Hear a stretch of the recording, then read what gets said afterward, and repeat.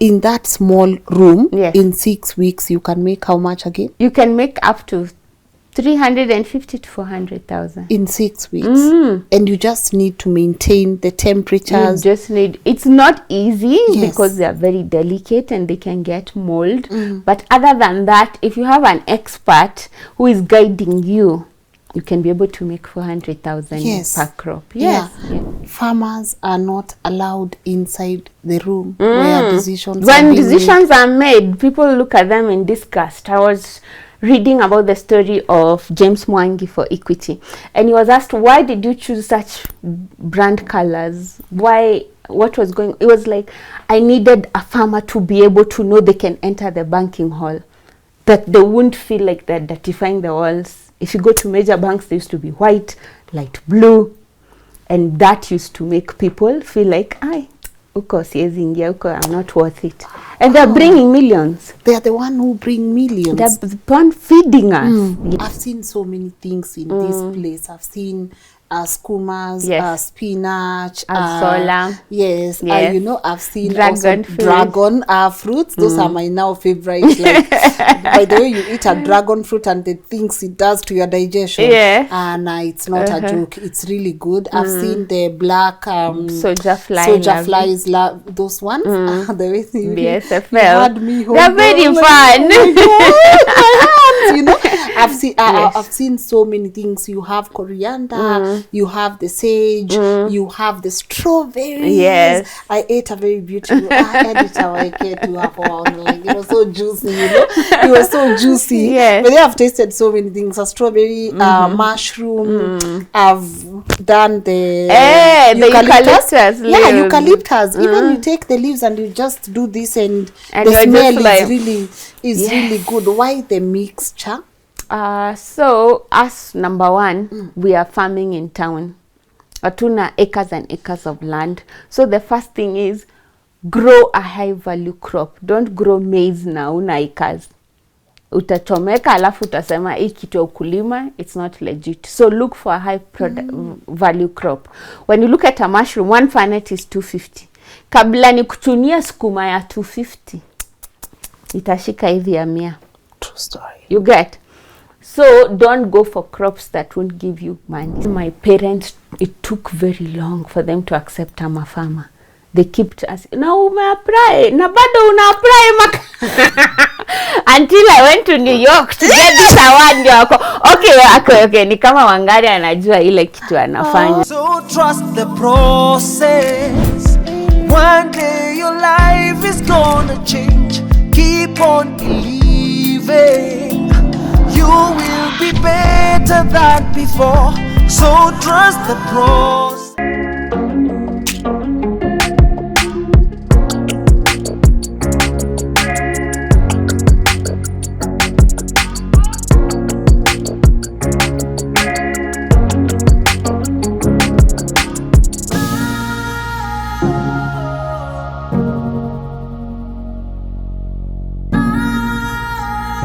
Hey guys, welcome to today's episode of Inspire Global. My name is Lynn Ngugi. Hata nimeona introduction nisifanyie nje.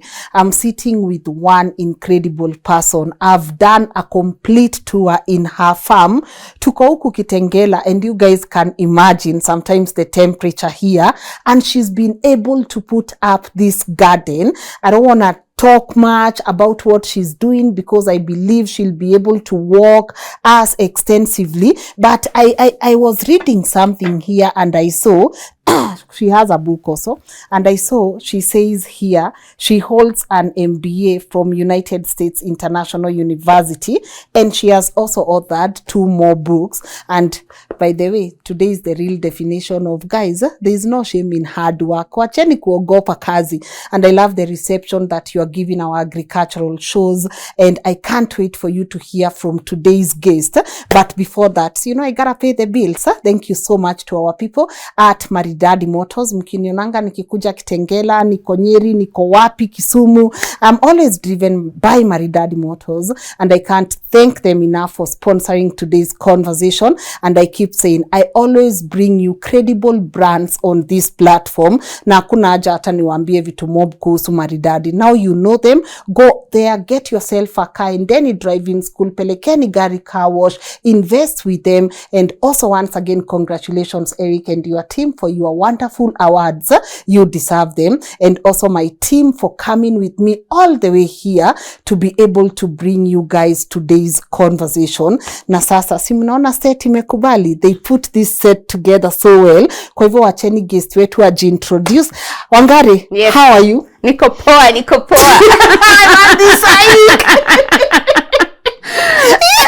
Ungegoja hiyo moment. Bana nimengoja, nimefungia tu bwana.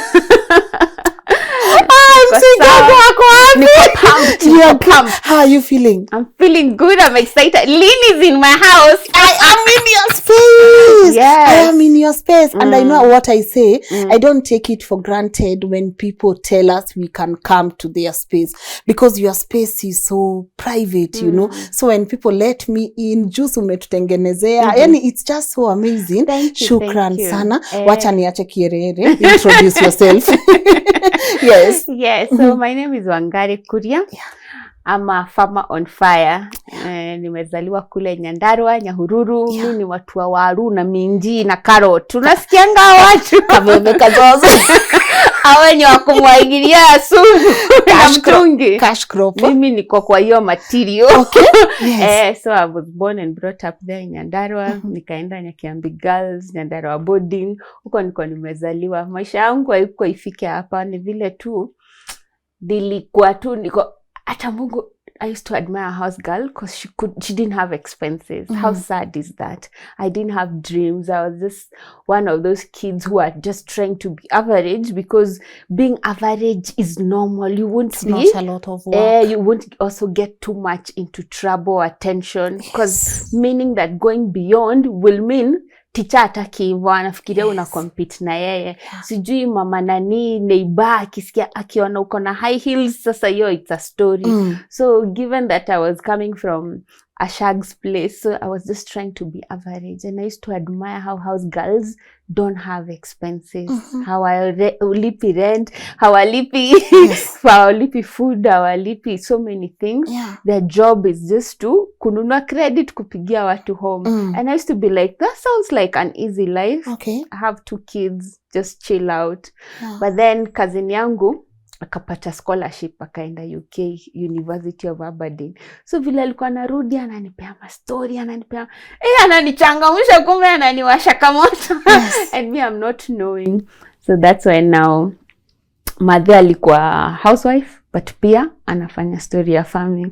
Mimi ni last born, so so lazima you tag along. Yes. As your brothers go to figure out the world, kupanda miti, kufanya nini, kuhustle. Mimi niko okay, you know, I'm my mom's handbag. Tunaenda naye kwa shamba. But tunaona mimi enyewe nimekula poa. So nilikuwa na like kutembea naye juu. Alikuwa anatengeneza wasi wa job, mandazi na uji. Okay. And I used to like that combination. Yes. So sikuwa na mind kutagalong. Yeah. Tunaenda kwa shamba. Mandazi na uji.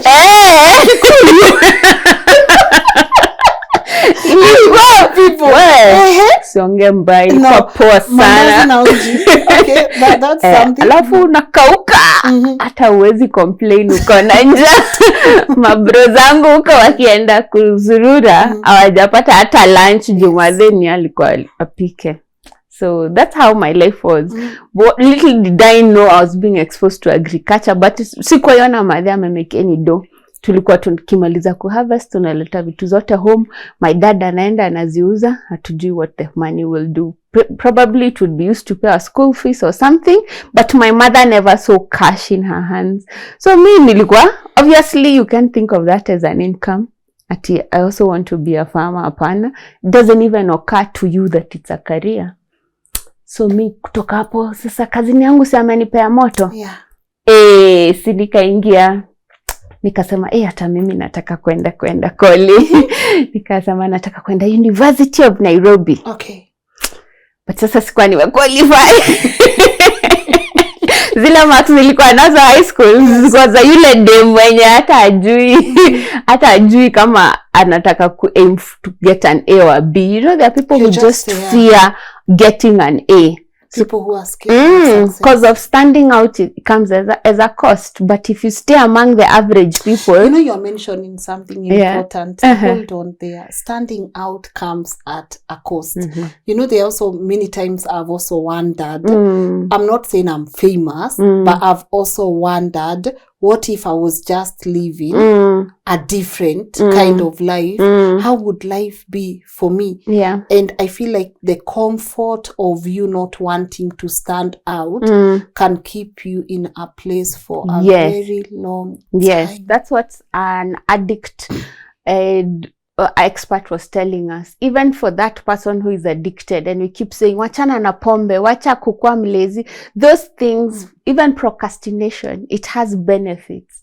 There is a benefit to drinking. There is a benefit to doing those things you want to do, but you can't stop. So the first thing is to identify, what am I benefiting in by being average? So the first thing is, you don't have to test your courage. You don't have to be vulnerable. And you don't have to talk about me for trying to stand out. No one will know my name. Yes.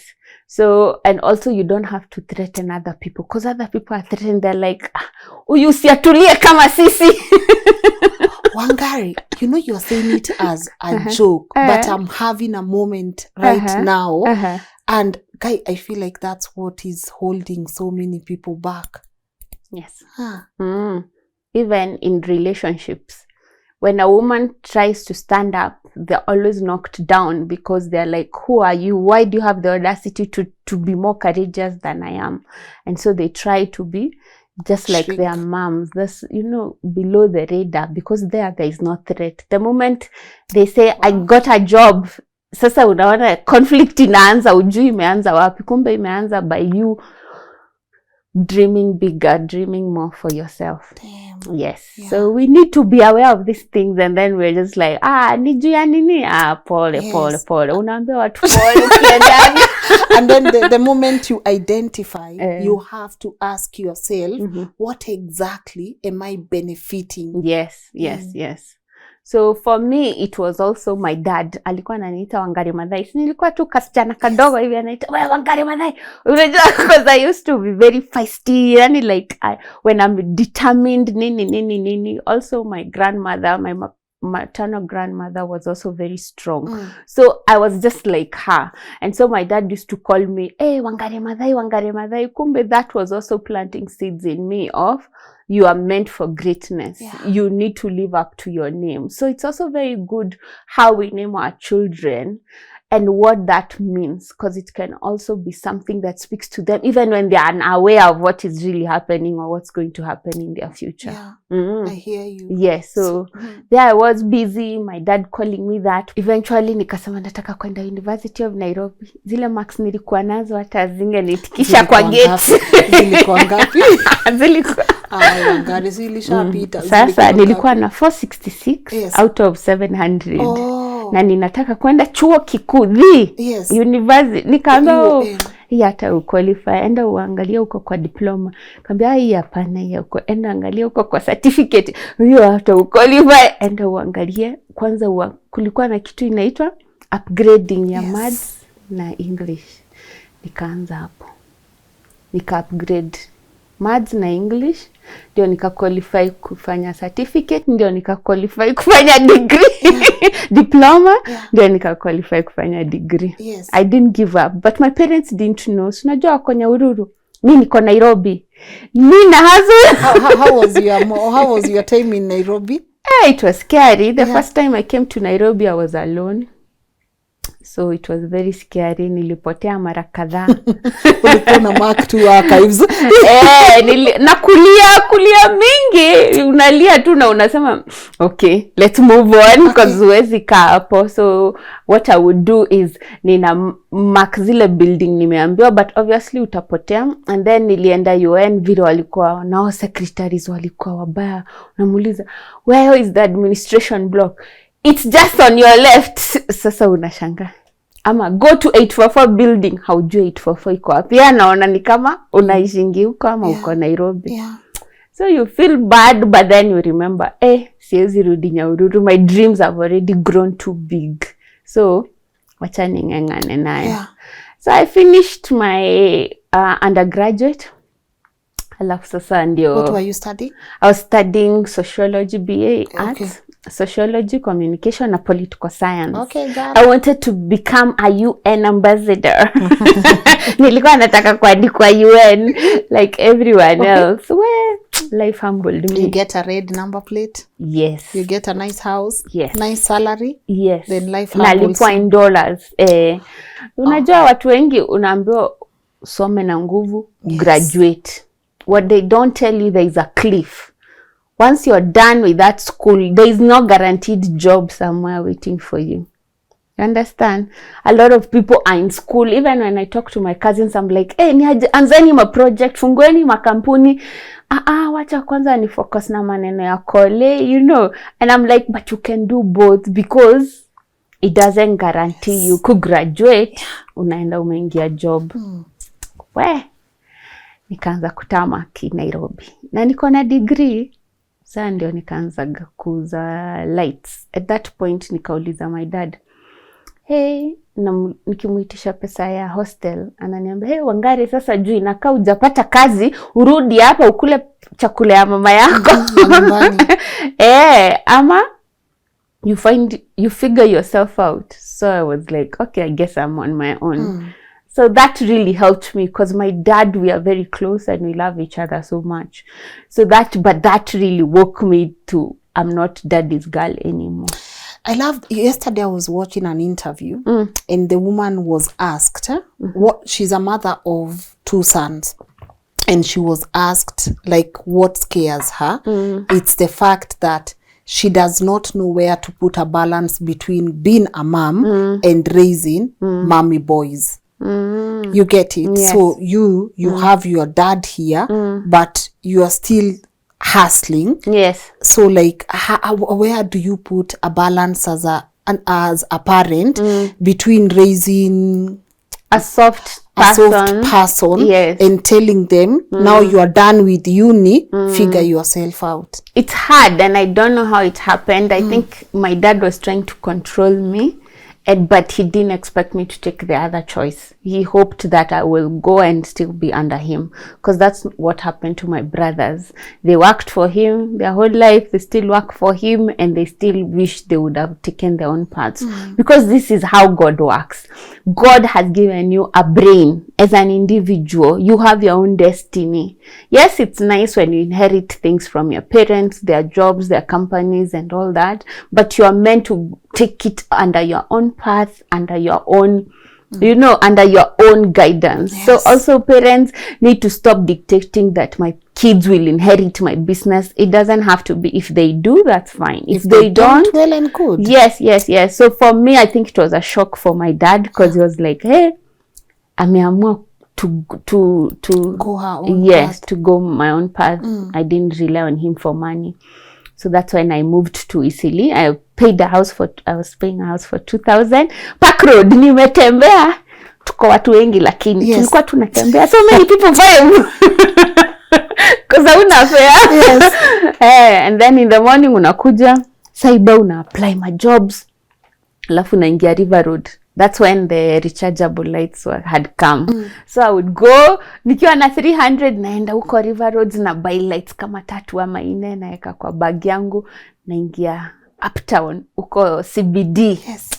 Na unajua niko smart. Mimi my strategy has always been look like a winner. Watu hata hawezi kushuku. Watu hata hawezi kushuku wewe ni hoka. Wangari wa lights, ule msupu. Hata gada nakwambia ni aje, hawezi fikiria unaingia unaingia huko, unaambia watu light. Unaona ngalo watu ukuzia kalamu kwa basi unashanga hii ni penseli tu. Yes. I used to be those people. Light, unajua hata kutumia hizo candles zinaweza choma nyumba yako. It's not safe for children to play with naked light. Yani ninamchota hiyo kitu anaacha kama amebeba. Wow. Alafu I end up going home. So that's how I sustained myself for a while. Then I realized I'm in Nairobi and I know Ocha. So I used to bring house girls for people. Niaje na watafutia house girls wa kutoka Nyahururu. Ikaanza kushika. Then now, me and my friend, we partnered. We started washing the buildings. We would go rent a machine. Kulikuwa na places una rent ile machine ya kuscrub. And then those girls are the same ones. Wanalala tu kwetu tunaangushia mattress.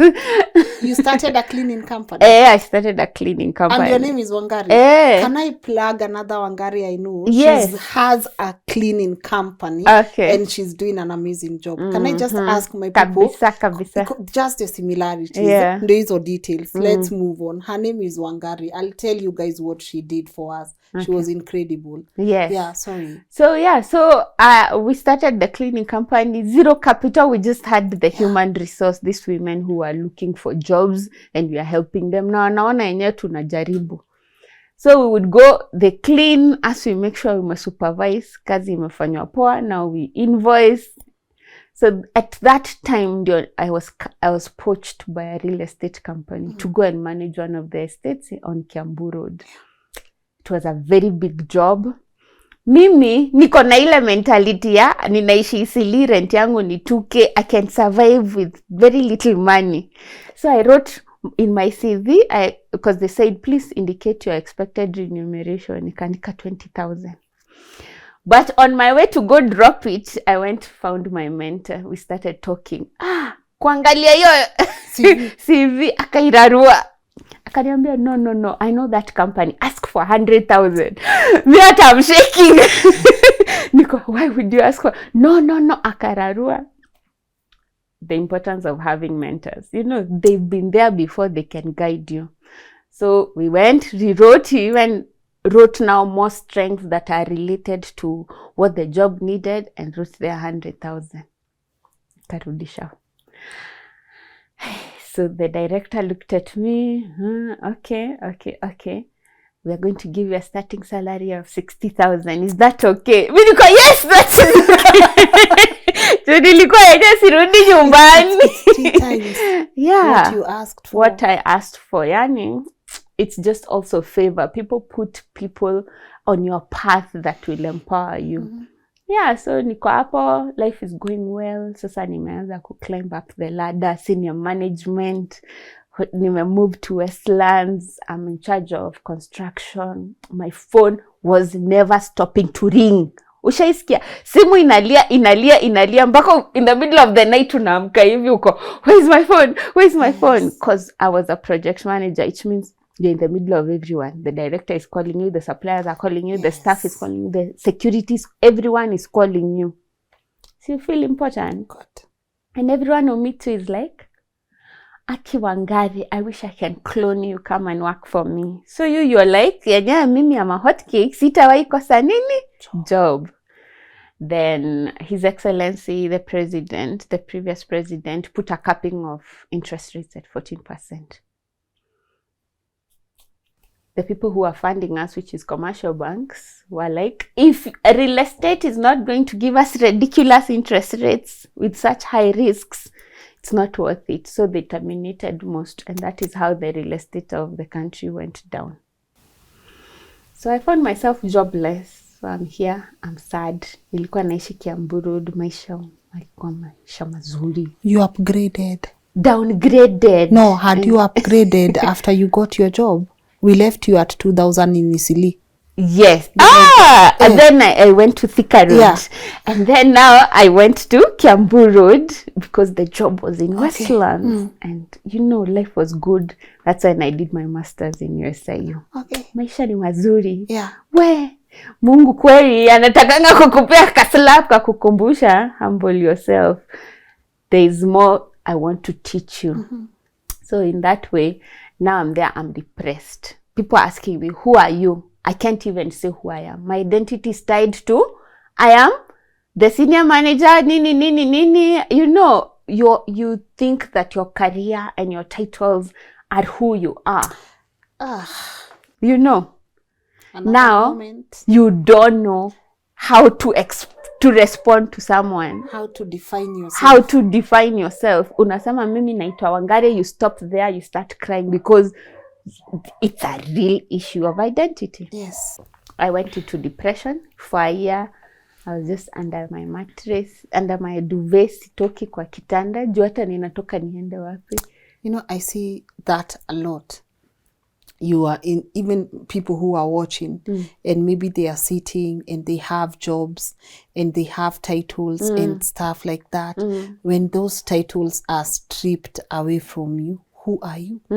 How can you then define yourself, you know? Yes. And sometimes you don't know that you don't know. You don't know because your parent gave you this script. You know, you grow up, you go to school, you work hard, you get a good job. You know, you get married, you have kids. You've ticked all those boxes. You did what you were supposed to, what you were told. So this is just a curveball. Otherwise, you shouldn't have come to this awareness of who am I really, what do I like, what am I about. So there I was, depressed, and then I got pregnant now with my second baby. You were married already? Yes. Which part are we skipping? Now we don't do that here. Girl, you gotta give us this story full circle. When I got a job in real estate company, yes, so this handsome man came to look for a 2-bedroom apartment. Mimi ni nani kuslide kwa DM anyway, no. Akapata apartment for the wife. He started crying. He started crying. Why? Because he had just divorced with his wife. So me, I'm like, hey, what's happening? Did I say anything? Me, I was just showing him the house. I was like, okay, pole. Then tukawachana. Yeah. But we exchanged contacts because he needed follow-up information about contract and everything. Then one day, naishi Kiambu Road. One day I'm with my friend, we are out. So the next table are also my jamas. So my friend akaanza to hit on by the other guy. Yeah. So they were like, can you join our table? So because my friend was already into him, so we moved. But then obviously, but me, I'm just being a wing woman. I'm not interested. So I end up into this table. Kumbe, this other guy is this guy for the apartment. So then he was like, who are you? My name is Wangari. Nini, I work. I know you. I'm like, no, you don't know me. Me, I meet 1,000 people a day. Katoa simu. He flashed my number. He had my number. Me, I hadn't saved his. Akanionesha. See, this is your number. This is your name. Yes. So now we clicked, rekindled, and as they say, the rest is history. Na venye unacheka. Hapa ndio watu kwa comment wananipendeanga. Look how you apply. So your part uliko tuache nje. Okay. Waache nje because we are here. Please. Yes. So the rest anyway, is history. It's not history. Did he ever buy the house? He wanted to rent the house. No, he didn't. Okay. So he now I kept my house for 6 months because this man had never said, Wangari, I love you, I would like to marry you. Okay. So me, I'm like, okay, still this guy decides me, I have a job. I'm still paying rent in my house. Although I live with him, he picks me every journey and drops me every morning. But my house is still there. Plan B. You know, backup. Plus, I always knew I couldn't have this baby alone. I need my mother. She knows how to take care of babies. So I'll go to Nyahururu for my leave for 3 months. Hey, at 6 months, that's when now we had the conversation and he was like, it looks like you're not decided what's going on. So I told him, but you've never said anything. Now me, I can't assume. Anyway, so we ended up moving out of my house and took a council tenancy. Not that I was told the words explicitly, but then also I was also from a marriage background in Meru. I was married in Meru. I had the first marriage. Really? Okay. I used to work for a company called Sayona. They sell subwoofers. Sijui kama unajua hizo zinakuanga na kishimo hapo. I've seen them. Yes, so this was around 2012 before I even started the cleaning company, when I was still tamaking. So I used to work for Sayona, and I used to go Mount Kenya region to kwenda kupeleka kwa supermarket. So this man, he used to live in Nyahururu. I walked into the supermarket na kumbe it was his dad. So we started chatting. Sikurudi Nairobi. Nikakaa huko siku 3. You're on fire. Nikakaa huko siku 3. Wangari, And I was proposed to. Na mimi nikamwambia mimi siwachi kazi unless you're going to pay me. Akaniambia no problems. You know how we are lied to quickly. Yes. No problem. I'm going to be paying you. Mimi Nairobi kuja nikapack vitu Meru. Kufika Meru. Now life is going on. It's well. Nikalipwa the first 2 months. Kutoka hapo on the 3rd month nikaambiwa there's no need of giving you cash. You're going to be saying what you need, and then I'll be giving you money on need basis. Unaona story imebadilika. Yes. Anyway, nikaambiwa plus focus on starting a family. Mimi nikaanza kufocus. Nikafocus. I even had injections for Family planning. for fertility. Fertility injections. Yes. They boost your eggs. Yes. Production and everything. Ndio nipate mtoto sipati. At around 9 months I realized This is not it. This is not working. Plus I had so many history that this guy has had so many girlfriends, and long term and short term, and they never get pregnant. So hata wewe nikaanza kuambiwa na watu hey jipange. Yeah. So I realized hey, this is too stressful. This guy is putting this on me, and he hasn't even checked whether he has a problem. Okay. So yeah, so husband number 2, when I wasn't very forceful on him to commit, because I also knew that these things ni patapotea ujuangi. Yes. Yes, so here I am. Firstborn, I had the firstborn that time who I was carrying, and then after I lost my job, I was carrying my second child. Oh. So here I am trying to get another job because people promised me that I'm very hardworking. They would like to clone me. Unakumbuka? So mimi nilikuwa najua, mimi nitapata job ingine. What do you mean? I'm the real deal. Yes. So nikutafuta hizo ma contact. You go to an interview, you are so down, you are depressed. You don't even want to leave the house. You don't even have money to leave because I had to sell my car. I started using boda. Na umeona huku ni wapi? So kwanza unachukua boda ya 200, alafu unachukua matatu, alafu sasa by the time you get to where you're getting, your 1,000 has imeisha. Saa hiyo you don't not only have a job, you uko na loan. So you know how when you have a payslip loan unapeangwa tu hivi free mbio by jioni pesa iko kwa account. So I had a loan that I was paying 120 every month. Okay. I had a good job, my friends. The loan was for what? I bought investment. I invested it, okay. and takwambia hiyo baadaye. Okay. A pin. Okay. Yes. Pinned. Yeah, so I have the loan, people calling my phone. I'm depressed. I don't have anywhere to go. I don't have money. Insurance wananipigia, hujalipa payment for the last 3 months. It was so bad. Now I didn't even know what to do. But then I talked to one of my friends and I was like, hey, these people of loans are harassing me. Wakaniambia, no, you're not supposed to get them to harass you. Just talk to them, pick the call, because what I used to do is ignore the call, so they keep calling. So don't not talk to them. Pick the phone, talk to them, explain. Then he realized I was banking with a Prestige account. Prestige account has insurance. For 9 months, I was covered.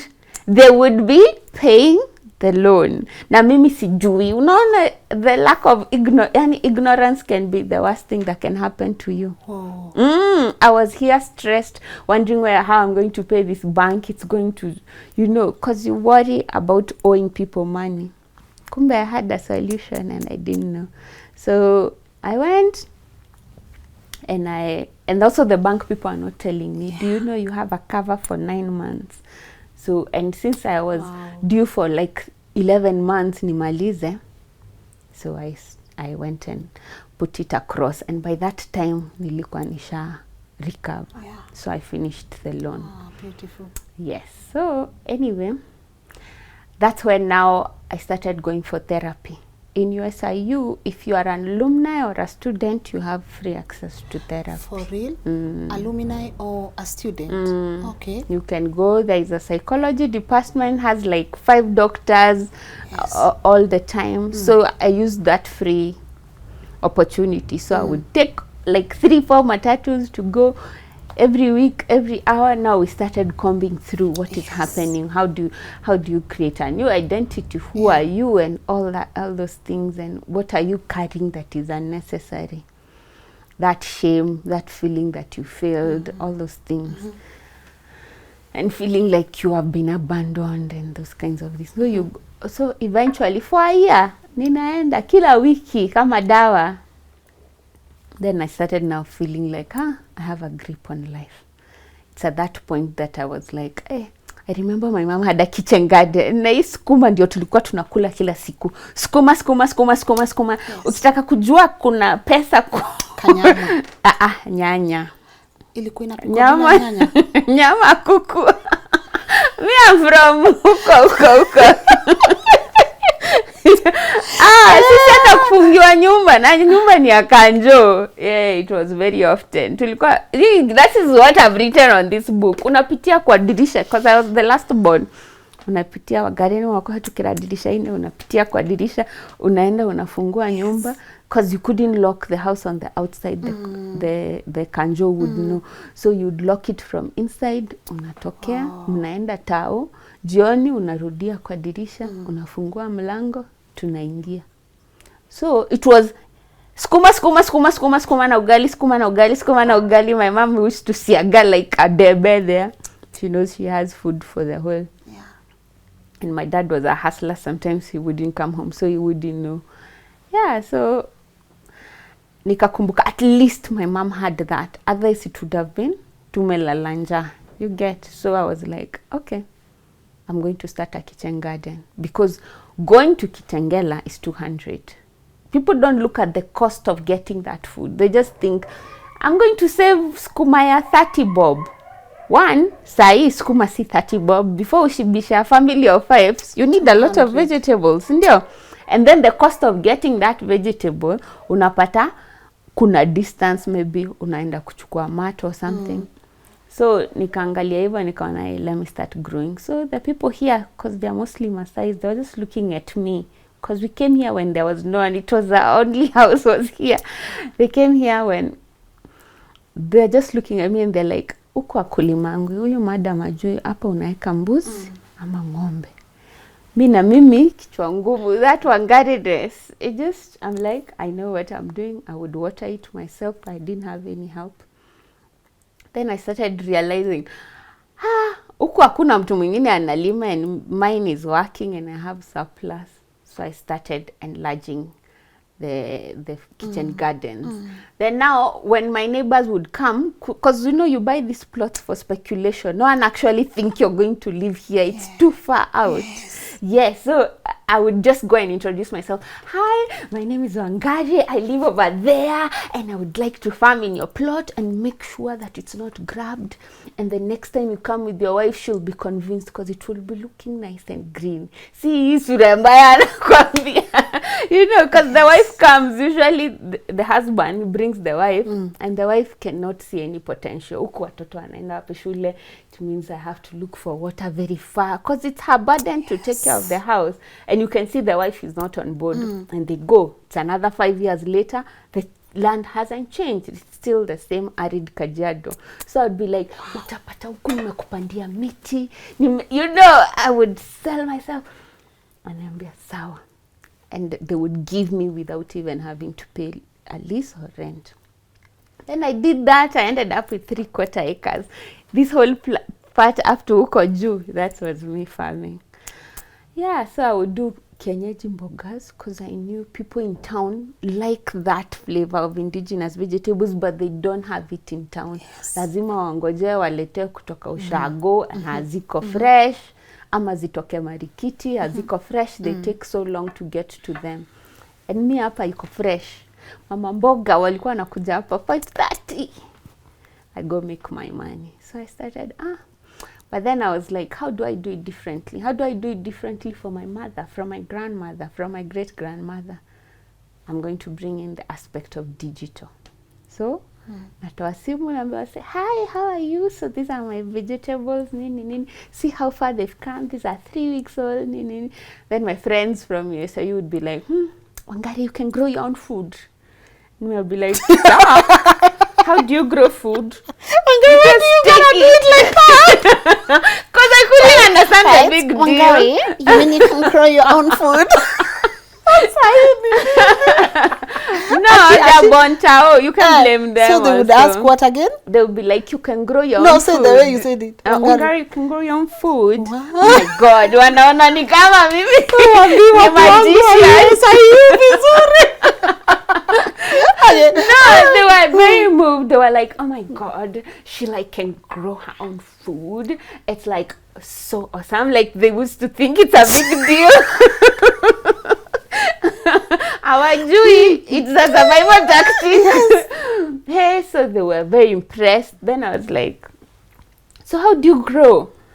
You just grow it. You just put it on the ground. But how you can see they're having a mental gap between putting a seed and having sukuma wiki. Yes. Because they've never grown with that experience. They've been brought up in Nairobi ama outside the country. So ni mimi sasa hapo na tu video. So you go to an agrovet, you ask for this seed, then you take it, then you put it kwa nursery, you know, and you know kwa nursery, and you take these steps and you water it these times in a week, and you take care of it like this. If you see these dudus, they're called white flies. This is what you spray, you know, and that's how the YouTube channel was born. Wow. Yeah. You became now Wangari. The farmer on fire. You were on fire. Moto kama pasi, my friend. Are you still on fire? Na mimi nikaichukua. Yes. Nikaitikia, this thing is vibing. Yeah. And then also my dad in Nyahururu, he's a mechanic. So wearing overalls, having grease, having that, looking like you don't fit the part. I was already exposed to it because my dad is very much, watoto wangu wakitokea shule wanaingia kazi, wakifunga shule wanaingia job. So I didn't feel the shame that, farming is dirty, because I was already exposed by my dad with grease and uchafu and overalls and always looking like you don't fit in. Mtu akikuja one, hey, you want to sit on my pink seat? Utatoa overall ama utaenda uoshe mkono. So I wasn't feeling that. I was already championing myself and thinking, yeah, I'm a proud farmer. I'm a farmer. Farmers don't have to look like sukuma wikis and warus. You can slay. Slay for the soil. Yes. That's a good one. Yes. So you slay for the soil. Because when COVID happens, what happened? Everyone shut down. Everything stopped. Watu walikuwa nauza clothes, education, everything stopped except food. It's very important. But somehow people have given the most important job to a human being to someone else, and they've disregarded that person. And a farmer is not even allowed inside the room. That's wrong. Yeah. Very. Yes. Very. That's why our bodies are failing us. We are getting sick all the time because we don't want to have a relationship with how our food is produced. Yes. And I'm here to say farming can be sexy. We're bringing sexy back. Absolutely. No, jokes aside. Absolutely. Yes. Farmers are not allowed inside the room where decisions are When being decisions are made, people look at them in disgust. I was reading about the story of James Mwangi for Equity, and he was asked, why did you choose such brand colors? Why? What was going? It was like, I needed a farmer to be able to know they can enter the banking hall, that they wouldn't feel like they're dirtifying the walls. If you go to major banks, they used to be white, light blue, and that used to make people feel like, uko siezi ingia, uko, I'm not worth it. And they're bringing millions. They're the one who bring millions. They're the one feeding us. Yes. Talking of millions, Yes. there's something I've been waiting to get into, because we've done an incredible tour in this space, in your land, right? And for me, it's the mushroom place that stood out, because we just see the sand in the bags, and I just jokingly asked you, Wangari, how much do you make here? That space is not like big, right? Could you take me through the process and the profits, especially for that part? So I grow 2 types of mushrooms. Yeah. One, you didn't get to see it because it's on the later stages, but the one you just got to see it coming up, that's actually our first fruit. It's called the button mushroom. It looks like a small golf ball. The one I've eaten. The ones you see Yes. in the supermarket, they're very popular. So those ones, at the supermarket, you'll find going them for a punnet for 320 shillings. But for us as farmers, we sell it for 250 shillings. If you're selling to individuals, you can sell it for that 300. So we sell it to Parklands market, uko a high rise there, or you can deliver straight to hotels, to individuals, to hospitals, and that kind of a place. Yeah. In each bag, you have to put wheat straw. That wheat straw has to be decomposed. You mix it with chicken What is manure. wheat? What? Wheat straw. Unaona ngano? Yes. Ikiwa huko Narok. Na. Unaiona? When the farmer removes what he needs, which is the heads, which is the wheat, there's something left. Hiyo mti. Straw, inakaa straw ya soda. Yeah. Sasa hiyo mti yenye unaita mti is what is built and it's called wheat straw. Okay. Mngefungua hapo mngeona Ndani. inside. So hiyo ndio tunanunuanga kutoka Narok, kutoka Eldoret. We bring it kwa lorry. It's good to buy it in bulk because it's cheaper. And then unaeka during the wet season. Usinunue ukiwa na kiangazi, bale moja ni 500. But when you know it's harvest season, the farmer doesn't even want it. So you're getting it at a throwaway price. Okay. Yes, so you come, you mix it with chicken manure and it decomposes. After it decomposes, unaeka kwa hizo bags. Then unaeka mbegu. Then unaeka your soil on top. Then after a while, they will start popping because you've created the environment. The temperatures have to be between 18 and 22. That's why you have to make sure the house is cool. That is 70-80% of the work is to manage temperature. Yes. And you put the cartons there. Yes, the way to we make saw sure on top. Joto haingi. So what as we did, because buying a ceiling is so expensive, and these are crops, they don't care that the ceiling is not color white. You just need to tick the box. Me ni ule Mkikuyu you know that one who used to sell fiber. Yes. Na kona businesses kama Kumi. Bogwa. I'm a typical Bogwa. I'm like, do we tick the box? Yes. Hizi zingine ni fancy. Mushrooms zijali They kama umeweka don't care. gypsum. So keep your costs down. Kitu moja nataka nikwambia farmer yoyote, ama anyone who wants to go into agriculture. Yeah. It is a business. Make sure you're keeping your costs down and you're maximizing your profit. That's the rule of the game. And it's going to take time. Usifikirie, Wangari anafanya mushroom, hata mimi nitafanya. No, it's a long-term journey. Yeah. Una commit. Ni kama vile wewe umecommit to say, I am going to enlighten my sisters to understand this thing called life better. You see, it's a long-term commitment. You can't just say, I'm going to shoot one video, na ishike, na... And maybe you can get lucky that your first video gets 1 million views. But it takes a lot to get there. And it's a long-term commitment. Okay. Sasa turudi kwa nyasi. Umeweka kwa bag, umeweka mchanga. Zinaanza kutokea. So you keep spraying water every morning to make sure the soil is nice and moist. Then you come, you harvest. Unaeka kwa panet, unapeleka sokoni. Okay. So one panet is 250 shillings. We approximated to get from one bag you will get 4 panets. That's how much? 1,000. That's 1,000. And inside there you put around 400, 500 bags can fit in there. So me, I know, because you told me, Yes. but for the ones who are watching, in that small room, Yes. in 6 weeks, you can make how much again? You can make up to 350 to 400,000. In 6 weeks. And you just need to maintain the temperatures. You just need, it's not easy Yes. because they are very delicate and they can get mold. But other than that, if you have an expert who is guiding you, you can be able to make 400,000 Yes. per crop. Yeah. Yes. I've seen so many things in this place. I've seen skumas, Yes. spinach, Sola. yes, Yes. you know, I've seen also Dragon fruit. dragon fruits. Those are my now favorite. Like, by the way, you eat a dragon fruit and the things it does to your digestion, Yes. and it's not a joke. It's really good. I've seen the black Soja fly. soja flies, those ones. The way you BSFL. had me hold They're very them, fun. like, oh my God, my hands, you know.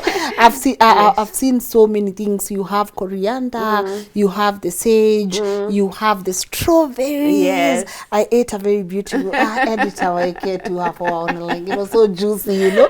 It was so juicy. Yes. But I've tasted so many things. A strawberry, mushroom. I've done the eucalyptus. The eucalyptus Yeah, leaves. eucalyptus. Even you take the leaves and you just do this, and the you're smell just is really good. Why the mixture?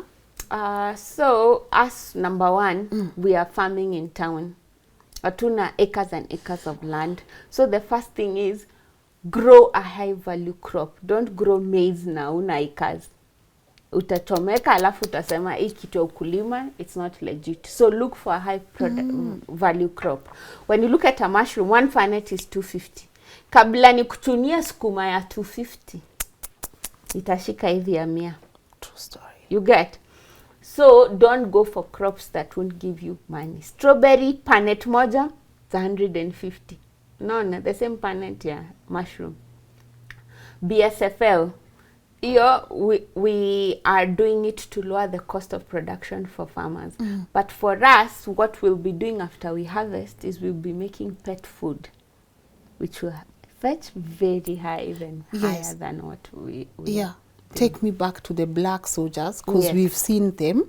What are they and what are their benefits? What are you using them for? Yes, so the idea of us, it's a resilient village, is to show how do you adapt to climate changes, because so many things are moving.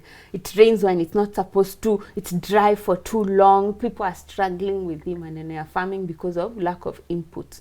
One of the most critical thing in animal feed is protein, because remember class 6, class 5 tulikuwa tunasema a human being needs a balanced diet. In a need energy giving food, Protein giving food. no, energy bodybuilding na Hiyo ilikuwa ya classics. Sawa. Sasa kulikuwa na hizo vitu tatu. Yes. Mimi kama farmer, I would remember that. I'm sure because you are in another line, you would remember other things I don't remember. But the teachers start in classics. Yes. So a human energy being requires a balanced diet. A balanced Kwa hivyo unaweka bosho hapa, sukuma hapa na ugali hapa. Yes. Ama nyama. Si tulifundishwa hivyo sasa. Si tulifundishwa human being needs beans. Sasa hizo beans ni za kukupea protein and protein builds the body. That's why ukiona wasi wanaenda gym wanaambiwa wakule protein ama wachemshe hizo ma protein shake, because it builds the body. When you see carbohydrates, it's energy giving. So when you don't have anywhere to take your energy, don't eat as much carbohydrates. You get?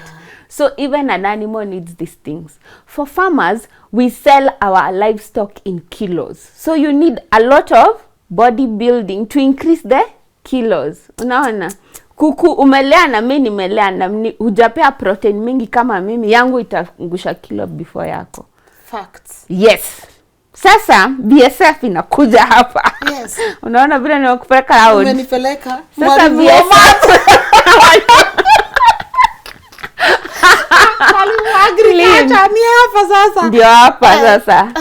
Sasa hizi BSF hizi magunyo ziko na 40% protein, very high protein. Na zinakula nini? You don't have to buy them any input. They're eating garbage.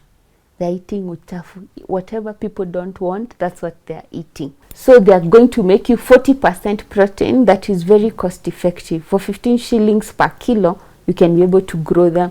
Alafu upatie livestock wako. Unaweza pea kuku, fish, pigs, ng'ombe, anything that you need it to add kilos. Wow. Are you happy in your job? I'm very happy actually. Na niliacha kuuliza Mungu maswali juu now he was delivering me to a bigger calling. I'm very happy. I get to help a lot of people, especially people who are in my position. They're stuck at home. They don't have an income. They don't have a purpose. And I can be able to say that I also share my journey online so that other people can know, kama huyu dem alifanya hiki kitu hata mimi sioni kiniweza sana. What has been the highlight of all this? What would you say has been one of your best moments? So just being a voice that represents people in agriculture. I feel like farmers are not seen. They're, it's like they're told to stay behind the... But I want to give them a voice and to be told that you're really part of the solution and you should be represented. So the first thing is that. And then number 2 is women. Women are underpaid because domestic work is mixed with agricultural work. No. When a man and woman divorce 40, 50 years down the line, the man says, hizi vitu zote ni zangu. Yet, the woman is the one who was going to the farm, making sure that hawaibiwi. The husband kept saying, we are creating wealth for the family. But the assets are registered in his name. When you go to the bank, you can say, hii title ni ya bwana yangu. The bank doesn't recognize you. So, we need more women saying that, ini domestic, hiyo tutaongea about compensation, juu pia that's man hours. Na hii ni agricultural na inaleta pesa. Where is my cut? So even if you're managing a farm for your family, unajilipa. Ukilipa farm manager, ukilipa farm workers, hata wewe unasema, I was here for this role. I was supervising. I was delivering. I was doing all these things. I was looking for market. Unajiekea hapo amount. So that in any case, if something goes wrong, you have your own money. Na utawai sema, huyu alinitenda vibaya. You also represented yourself because you have your own self-agency. As women, we are told men have to take care of you. But now it's time to say, haya, Kanjo amekuja, wacha nikadili na wao bila kupigia your dad or your husband. Sijui, kumetokea shida, there is a worker who's disturbing you. Take charge, take the responsive action and make sure that you are in charge of your life. Stop pushing your responsibility to someone else and saying that this person treats me like a child. Yet they know, ukishikwa na traffic, unaanza kupigia watu. Deal nayo. And wambe, pole sana officer. Deal with it. It's your life. You're in charge of your life. Someone who has been in UN, USIU, yes. Man, your qualifications are loaded, but you down here now doing the job. Do you think that's what majority of the people run away from? I have the papers, I won't do the actual work. I think it's what they've been lied to, because even my parents, it took very long for them to accept I'm a farmer. They kept asking, na umeapply, na bado una-apply until I went to New York to get this award. Okay, ni kama Wangari anajua ile kitu anafanya. Congratulations. Thank you. You went to New York? Yes, to I get went to New York to this get... is the Global Citizen Prize, yes. Wangari Courier 2023 Citizen Award. Yes. How was that like for you? He was very exciting. But then I don't like taking the credit because it's not like I'm the best farmer. I'm just the most loud farmer. So, hata wewe usitulie na talent yako, make noise, make use of social media. share your experience. I think why God put us on this planet, otherwise we would have been islands, is he wants us to teach each other. Yeah. So whatever you have, usema, hey, they'll steal my idea. What if they steal? There's no other Wangari. Jipe nguvu, share what you've learned, how to grow mushrooms. Just share. Yeah. So now you train people how I to train farm in their people spaces. how to farm, how to start, how to build a mushroom house. You know, how to think about the most basic things of starting their journey. Alafu tunaketi chini tunafanya hesabu. Yeah. How is the reception? It's been very good. I'm Yeah. very happy. I'm very excited. A lot of people have been following the brand. Yeah, and I'm happy. I'm excited. I can say I'm content. I'm very happy with my life because I also get to be at home a lot. My kids get to see their mom a lot, which is good. And I've been employed, so I know how also that is.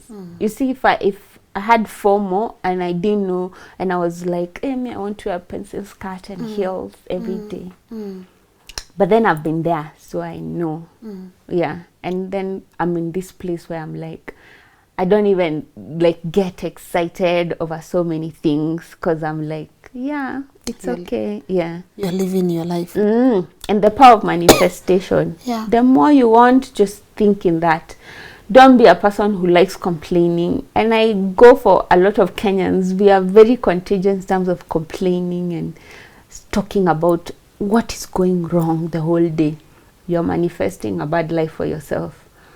Maybe keep quiet or don't join the conversation or say something positive. Yeah, I know there are few things to say that are positive, but so can I ask you something? Like right now at this specific moment, how should we behave as Kenyans? Considering. Yes, if you're doing something, then do something. Like go to parliament, push for agendas, ask for people to sign, hold demonstration, do a Twitter space, say this, do something. Don't just sit and be like, oh my God, uku ni kubaya, mimi I can have my place. That helps nothing.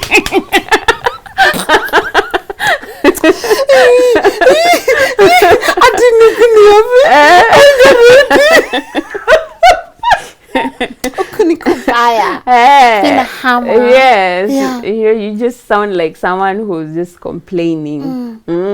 Watu wafuta sitaki kuingilia sana, but they spend a lot of time talking about a player, and are they playing? Are they even playing on their PS? Because nowadays people are being paid to game. Yes. Like translate it into something that is of benefit to you, is bringing you money, but ingine hiyo tu ni story ya jaba. Hiyo ni story ya jaba. Yes. So what did you do with the loan? Oh, I bought, so my mentor, Yes.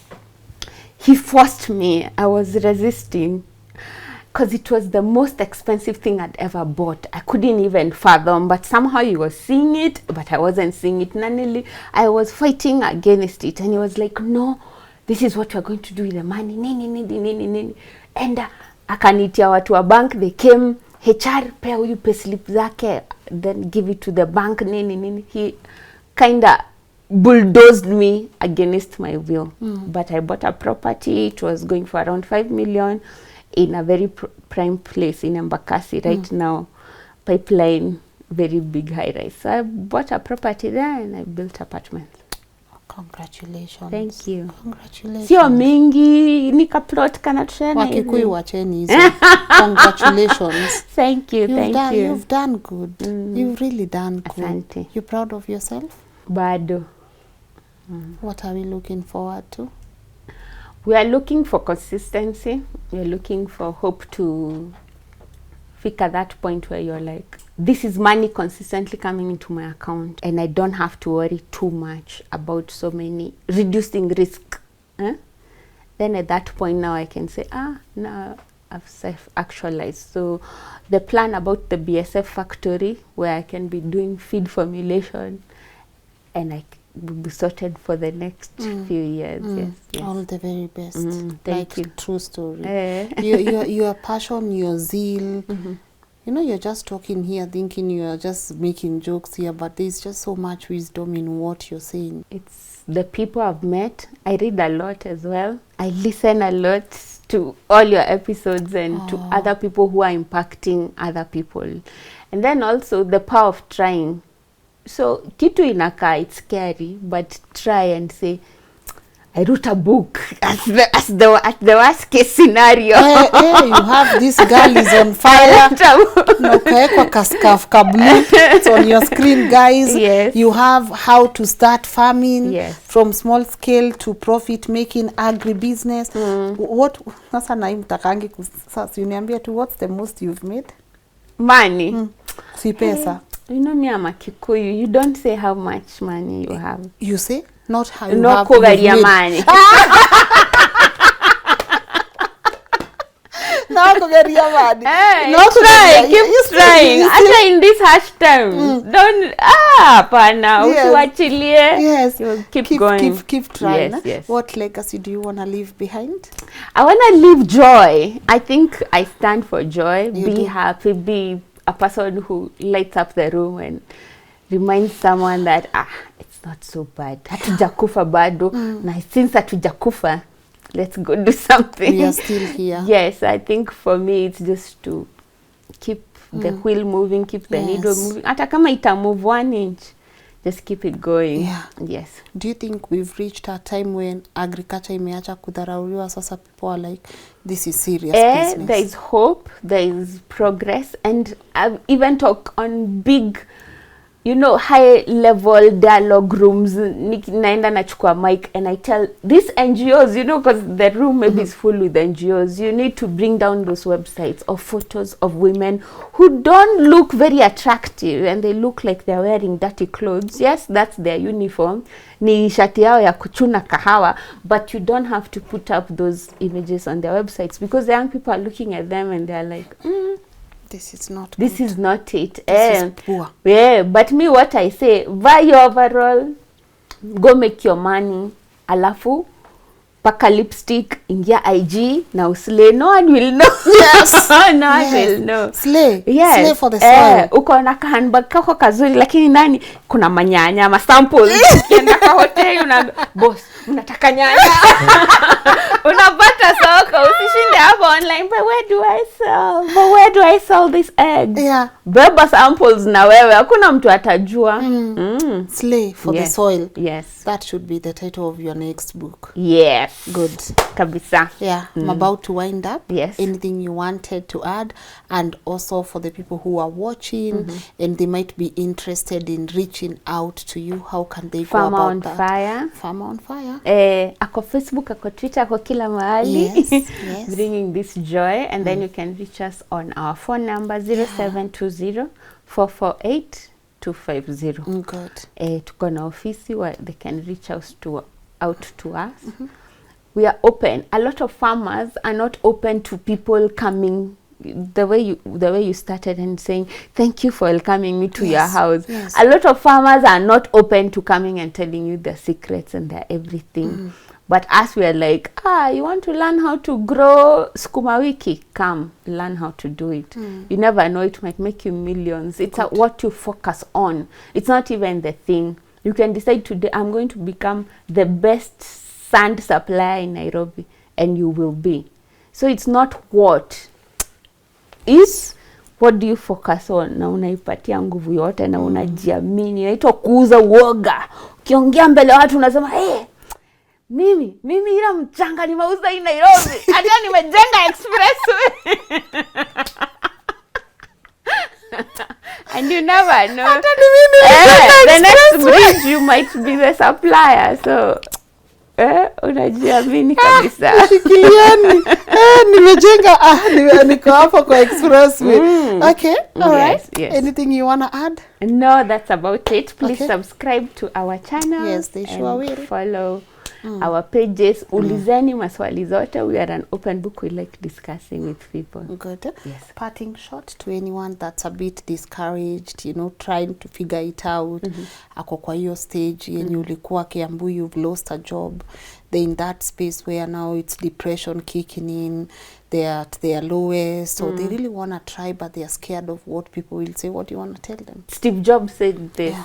Like, you can't put a track and say, I'll do this, then I'll do this, then I'll do this, then I'll become the person who sells most phones in the world. He also didn't know that he's going to become that person.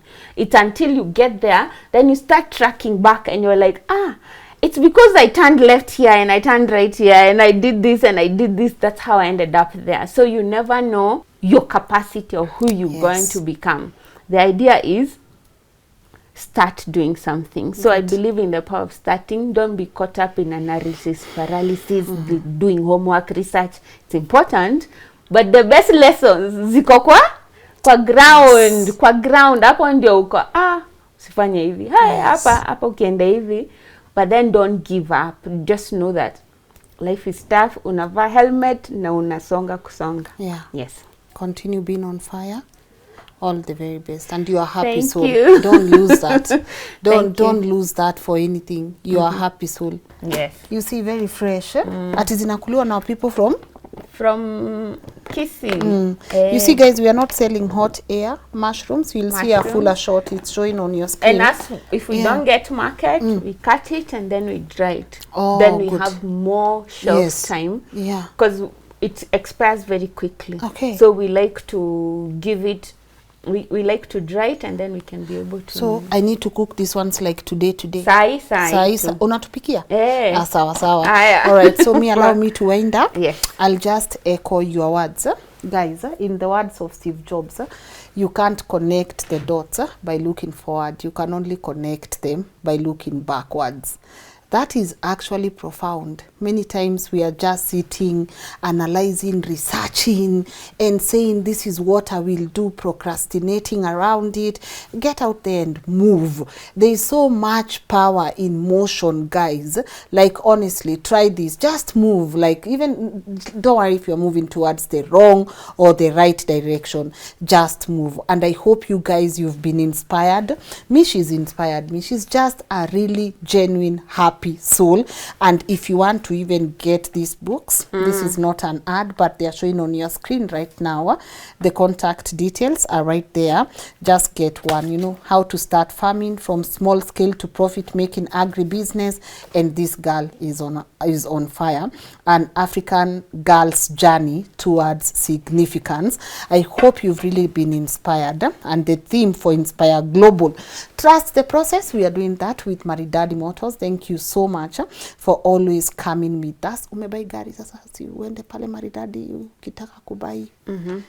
My dad can itawenda. Your dad? Well, guys, I'm out if you're looking for you.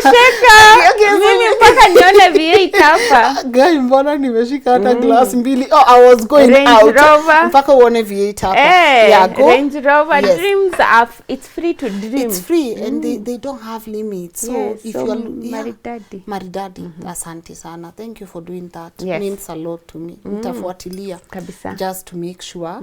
And also to thank my incredible teams. Edgar, Joshua, Muga, super producer mwenyewe, thank you so much. And also to our incredible editors, sijui Wangari unacheka nini lakini, our incredible editors Kevin, Sam and Mary for compiling these episodes and making sure it reaches you guys right on time. What has been your take home on the comment section? Let me know. And again, as we always say, no matter what your hustle is, be proud of it. There is absolutely no shame in hard work. I've been your girl on fire, Lynn Ngugi. Tuonaneni kesho at 10 a.m. Ambia bye. Bye. You know what I'm saying? Yes, you know what I'm saying? Like that.